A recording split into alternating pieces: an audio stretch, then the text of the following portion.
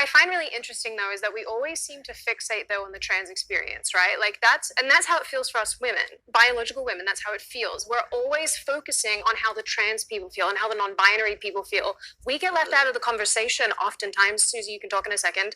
And it's very frustrating for us because there are unique issues that affect us in a way that you will never understand.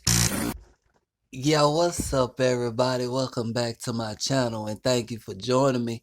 One of the arguments when it comes to trans people and this so-called trans women being women argument is that there are biological women out there who can't have babies or periods.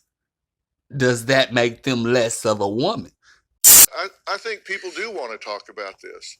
Shandy, what do you think about this? It's good to see you again, by the way. Good to see you too, Dr. Field. And I'm glad that you said thank you for this conversation, because it's good that we're having the conversation. That's the only way we're going to move forward with it. I think that it's great that we're looking at these things, because I've been told that I'm not a woman because I can't have a period.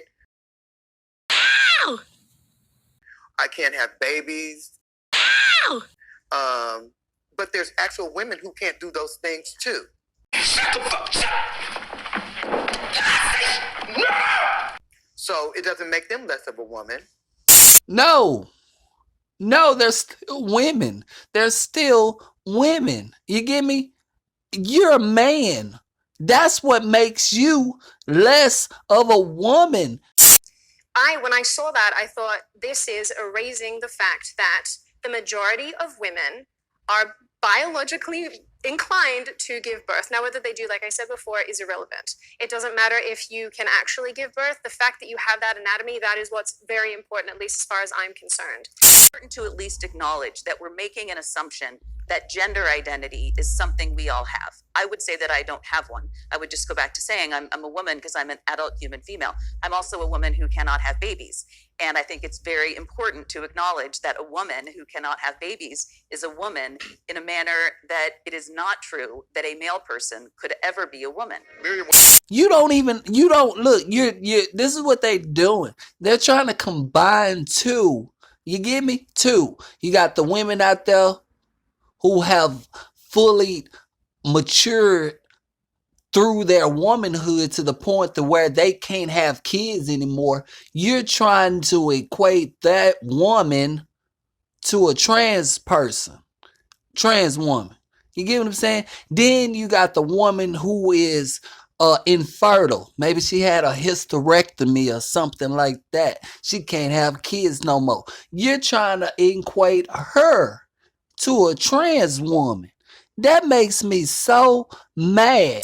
Have you ever heard the terms chest feeder, birthing body? I don't think women should ever be demeaned to something so simple as chest feeders. It's just nasty. For me, I like to be called a woman. When we talk about rights for women, it sometimes excludes members of the LGBTQ community. So I think it's important to have those kind of terms. Very disrespectful.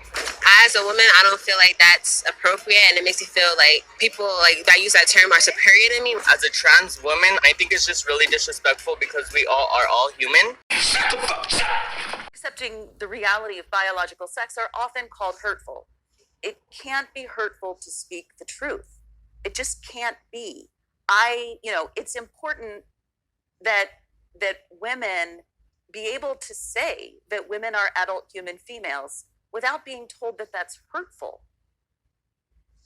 I understand. Why do you say in the same breath that you're open to this conversation when technically you're not open to this conversation, because you're still speaking from the space of what the reality is? The reality is... It's got electrolytes.